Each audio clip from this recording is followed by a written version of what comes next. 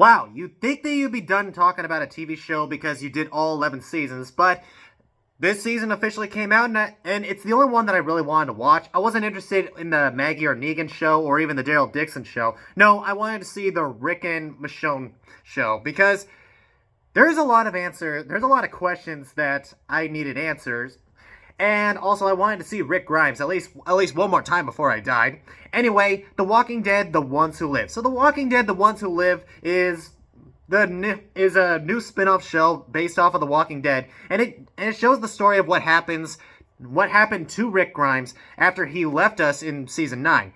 And honestly, I love the fact that this season does not waste any time to finally get to the point. Usually with The Walking Dead, they would say to themselves, all right, the seasons just keep expanding all the time. Why don't we make this a lot longer and put in a lot of stuff? And somebody in the room probably said, hey, I have a better idea. How about we don't? Instead, how about we make only 6 episodes long and get straight to the point? Because there is no possible way that people are going to be sitting in like 23 episodes of a bunch of filler episodes just to, finally get our answers straight. And like I said, this season of The Walking Dead does not waste any time to finally get to the point, because at the very beginning we actually find out what has happened to Rick after all this time. He ends up in this really big community that well, how do I explain this? It's basically an entire city. I think it's either Philadelphia. Is Philadelphia or Pittsburgh? Well, anyway, there are a bunch of cities around the United States that are surrounded by these so-called gated communities, and they are allies to each other. Only problem is, no one's allowed inside, and nobody is allowed to leave. So, it's not like that Rick didn't try to escape. He tried many, many times. And the way they play it out in the very first episode was that the amount of times that he has tried to escape and the things that he had to do to escape, and there are some very brutal moments, that's for sure. It really does feel like that this community right here, the RMC, has all the Easter eggs in their basket, and Rick Grimes has Jack Diddley's squad. It really does feel like he cannot escape from this place. And I'm sitting there going, all right, we're getting a little bit of insight of what is going on and what this community is. When are we going to get to the thing we wanted to see? And that is Rick and Michonne finally reuniting. And they eventually do reunite. And that's not even a spoiler. We all know what was going to happen. But I'm just telling you this, guys, because that all happened in episode 1. And the thing that I thought to myself that this was going to be the downfall of the show is that in the very next episode, they show Michonne and her story and how she finds Rick. And I'm just sitting here thinking to myself, come on, guys. The loop episode thing that happened in season 4, 5, 6, and 7, it did not work. It really did not.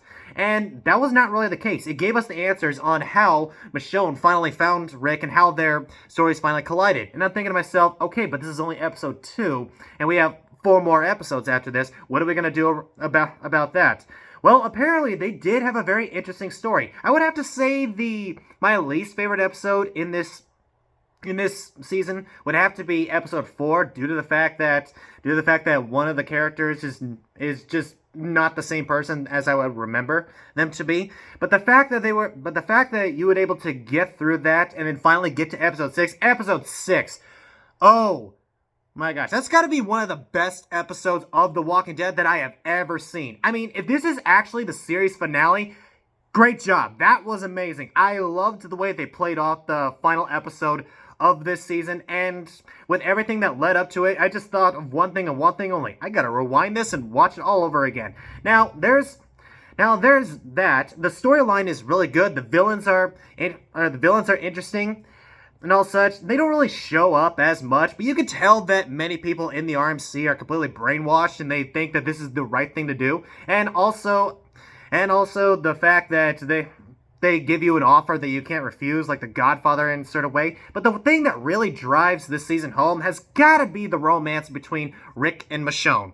Now, I gotta say, Andrew Lincoln and what was her name again? Danai Gurira?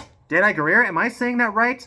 Am I saying that right? If I butchered it, just comment that down below that I did, and I'll try to pronunciate it better next time. Anyway, their chemistry is, oh my god, I wouldn't be surprised if they were an actual couple in real life. Granted, they're not. They're really good friends in real life. But they are so convincing. You could tell that they really enjoy working together.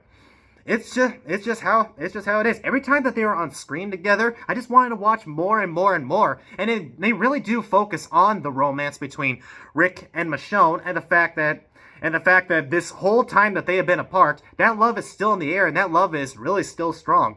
And the amount of things that Rick had to go through in order to get back to her, she understands all that type of stuff, and the problems that he is going through now through this season. It's basically like a mind fight for survival.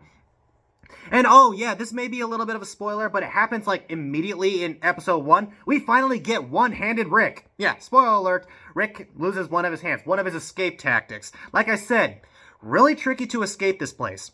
But the way they play it out and the way they get the storyline going, you could tell that they wanted to make this a full-fledged movie, but they had so many ideas that they didn't really want to throw away that really get this season moving.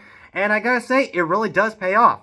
Now, if I would say that I would have any complaints about this season, I really do not. I think the best thing that they did for this season was not make it 20 episodes long with a bunch of filler episodes, but more like bring it back to season 1, 6 episodes, so that the writers can say, okay, no BS, guys. We are doing the story, and it's the story that everybody wants to see. They don't want to see a bunch of filler nonsense. They want to get straight to the point, and this season does it very well. And if this is the series finale of The Walking Dead, and you're probably asking the question, is this series finale a whole lot better than Game of Thrones? That's not even a question. I mean, every series finale is better than the last season of Game of Thrones. Even Lost has a better series finale than Game of Thrones. I mean, this is not even a competition. I love this ending. It just brought me back to that feeling that I had when The Walking Dead was coming out for the very first time. Just, you want to watch more and more of it. You're excited for it. You have the chills for it. There's the horror, there's the suspense, there is everything in this season. And with that final episode really does feel like we close the book, we are done, and all such. But since then again, they have 2 other TV shows, and those characters still need to get back together. I think we're gonna get another season to finally wrap up this entire story, and we can finally get a happy ending, because, spoiler alert, The Walking Dead in the comic books actually did have a happy ending. That was a shocker to me, but it did. And what it's looking like so far, it seems like they're finally getting to the final moments of The Walking Dead. So, I gotta say, The Walking Dead, The Ones Who Lived, I am really glad that I decided to watch it. It's way better than season 11 finale of The Walking Dead, and it just made me excited to see a little bit more. So I gotta say, The Ones Who Live is, without a doubt, legendary. I gotta say, it's gotta be one of my favorite seasons of The Walking Dead. Top 5 at best. I'm not gonna shout out and say it's my number 1 spot, but it's up there. But anyway, guys, The Walking Dead, The Ones Who Live. Have you seen it? What did you think of it? Whatever you thought, comment down below. Also, don't forget to leave a like, subscribe, and share, and I'll see you in the next video. Bye.